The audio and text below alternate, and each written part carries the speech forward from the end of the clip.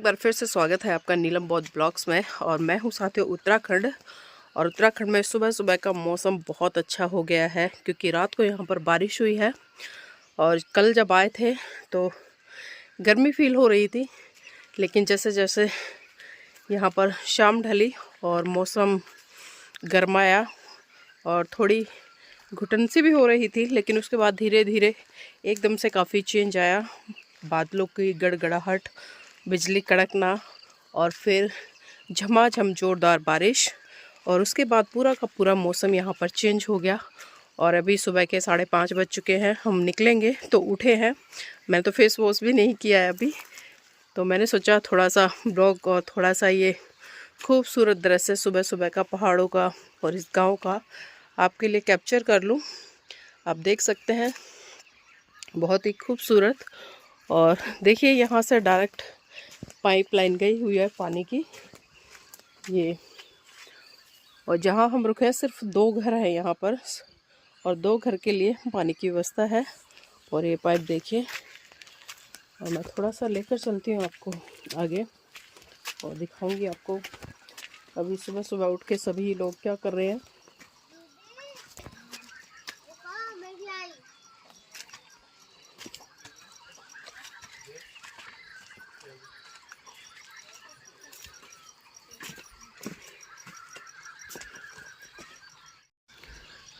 और देखिए किस तरह से घर तैयार किया हुआ है, और पाइपलाइन, और नीचे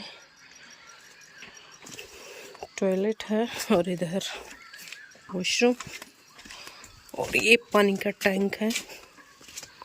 देखिए किस तरह से बनाया हुआ है।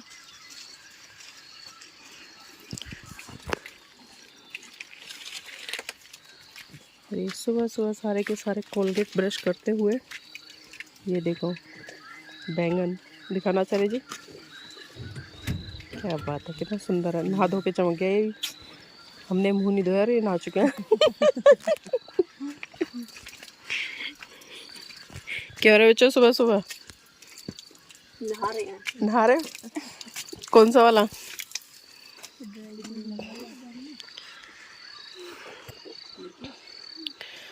लोग कहते हैं कि गांव में कोई सुख सुविधा नहीं होती, ऐसा बिल्कुल भी नहीं है। गांव में हर तरह की सुख सुविधाएं आपको मिल जाएगी।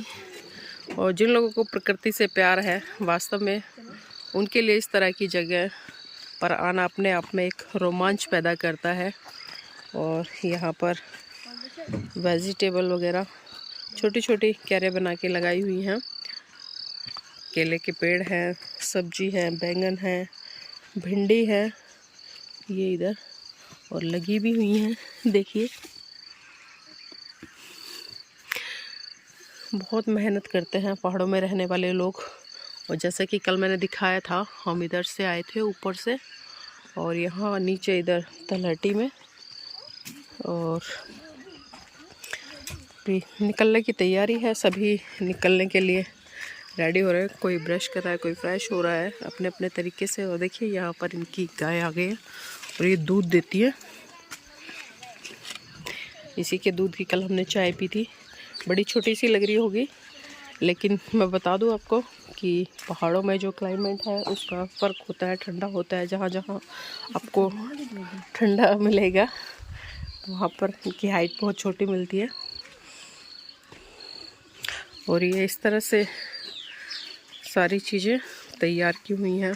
बांस काट कर इनको बांधा गया है, ये देखिए, और कील ठोक कर मजबूती के साथ में। और उसका कारण है कि इधर कोई जानवर ना आए, क्योंकि रात को जो जंगली भालू है वो आ जाते हैं।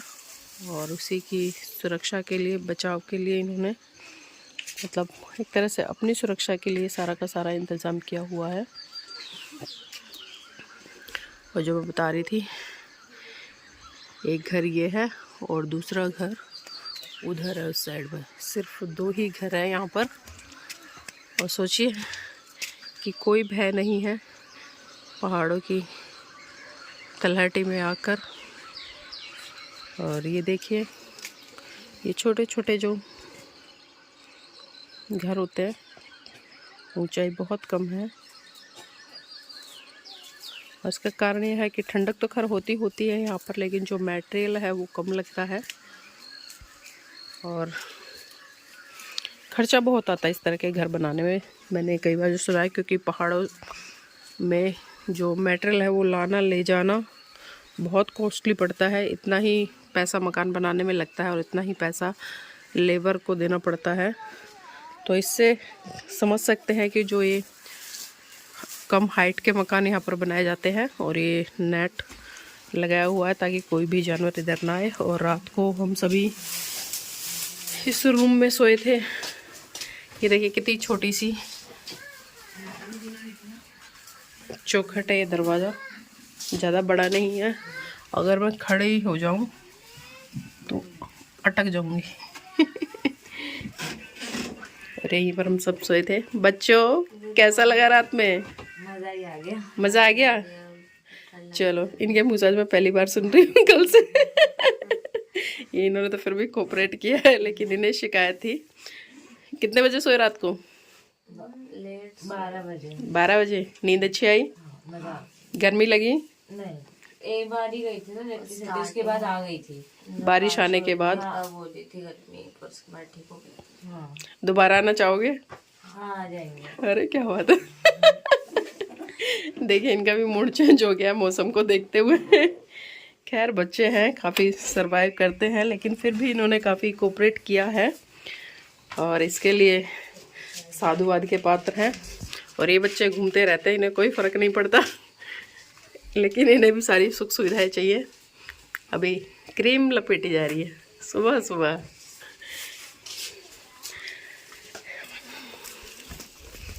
आचार्य जी अनुभव बताइए, कैसा रहा यहाँ पर आकर? कॉल कर रहे हैं क्या? बहुत अच्छा लगा, बहुत अच्छा वेदर है, जगह बहुत अच्छी है। मतलब ऐसे रहने पहला अनुभव है। शुरू में लगा था कि पता नहीं कैसे रहेंगे, पर बहुत अच्छा अनुभव है। सुविधाएं सारी हैं यहाँ पर। मतलब 5 स्टार होटल में रहते थे और पहली बार ऐसे आज ऐसे रहे तो मतलब ऐसा नहीं लगा, थोड़ा झिझक वो लगा, बट बहुत अच्छा लगा। ऐसे में भी रहने का अनुभव बहुत अलग है, बहुत और अच्छा लगा। सीखना चाहिए हाँ, वैसे। सीखना चाहिए हमें। बच्चों को सिखाने के लिए लाई थी। मेन पर्पस सीखने का था, सिखाने का था बच्चों को कि ऐसे भी कैसे रहा जाता है, परिस्थिति में अपने आप को कैसे ढाले, यही बच्चों को समझ में आना चाहिए। हर परिस्थिति एक जैसी नहीं मिलेगी, सब जगह अलग अलग होता है। आगे फील्ड में जाएंगे तो अगर कभी ऐसे भी रहना पड़े तो कैसे देखा जाए कि कैसे रहते हैं। हम तो सुख सुविधाओं में रहते ही हैं, पर यहाँ जो लोग रह रहे हैं वो कैसे रह रहे हैं उसका अनुभव लेना बहुत ज़रूरी था और मुझे बहुत अच्छा लगा। बिल्कुल। तो देखिए कल तक आचार्य जी के बच्चे क्या, एक ही बच्ची मना कर रही थी और तो सारे एग्री थे। लेकिन अभी सुबह मैंने उनका व्यू जाना तो ये मौसम खूबसूरत आप देख सकते हैं, पहाड़ों की चोटियाँ आसमान को चूमते हुए। तो उनकी भी शिकायत दूर हो गई है और बहुत ही खूबसूरत है सुबह का ये दृश्य।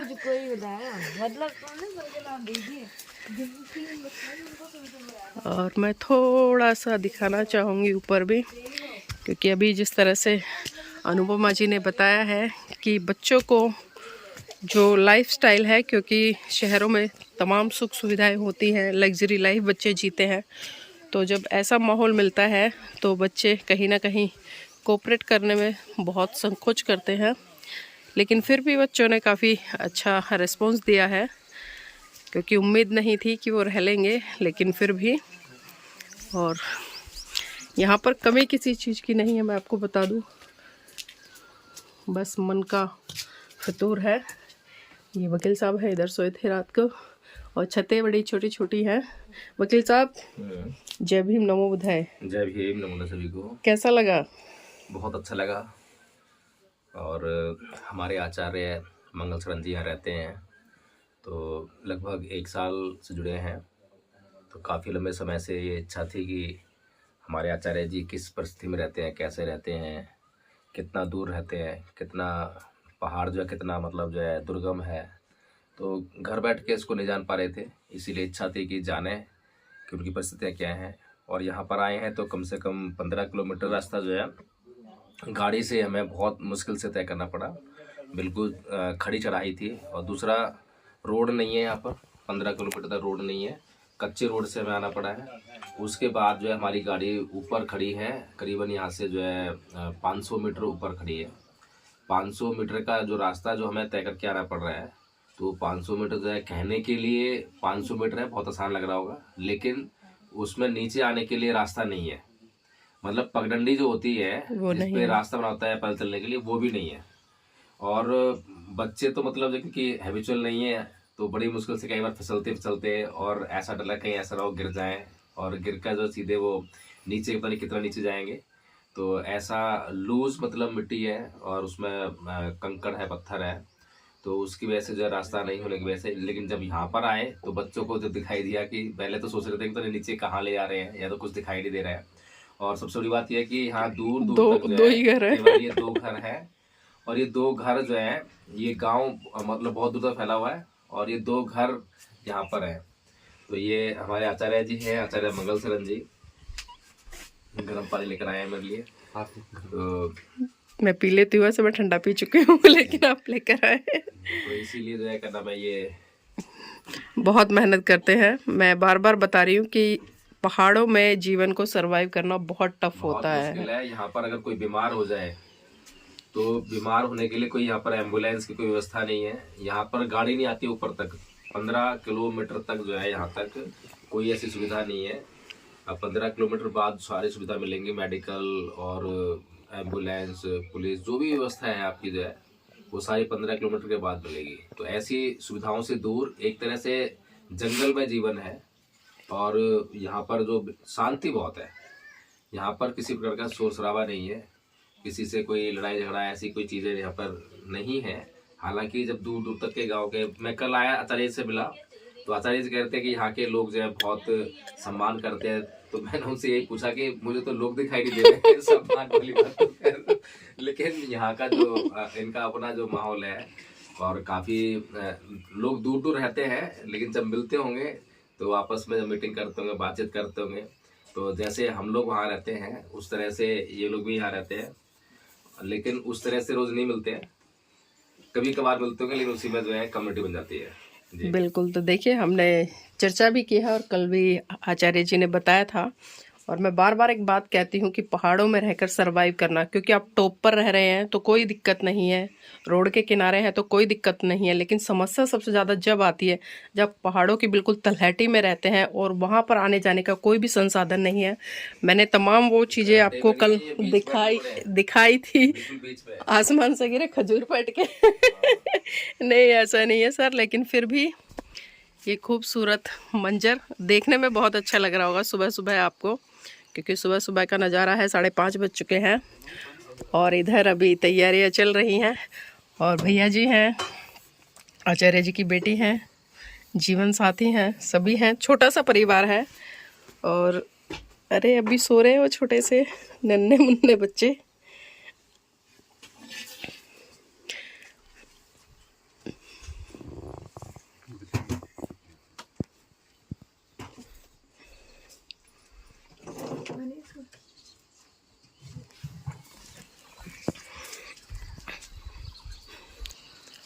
और एक चीज़ और बता दूं मैं, हमारे आचार्य मंगल शरण जी हैं, उनके बेटे हैं जो अभी मैंने दिखाए थे, वो यहाँ के प्रधान हैं। और ऊपर गांव है, ऊपर भी बहुत लोग रहते हैं, वो टॉप पे जाना पड़ेगा उसके लिए। दूर दूर तक आपको कोई मकान नहीं दिखाई दे रहा होगा, कुछ इक्का दुक्का घर आपको दिखाई दे रहे होंगे। और दूसरी पहाड़ी पर देखिए, मैं थोड़ा सा जूम करके दिखाती हूँ, पहाड़ों में लोग कितने दूर दूर रहते हैं।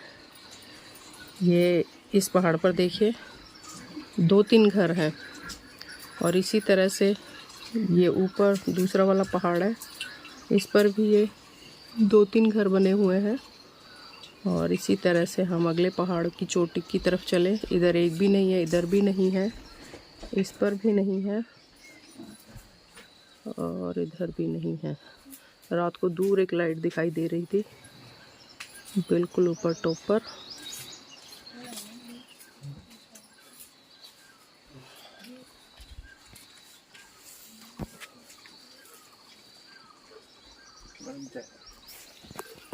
भैया चाय लेके आए थैंक यू भैया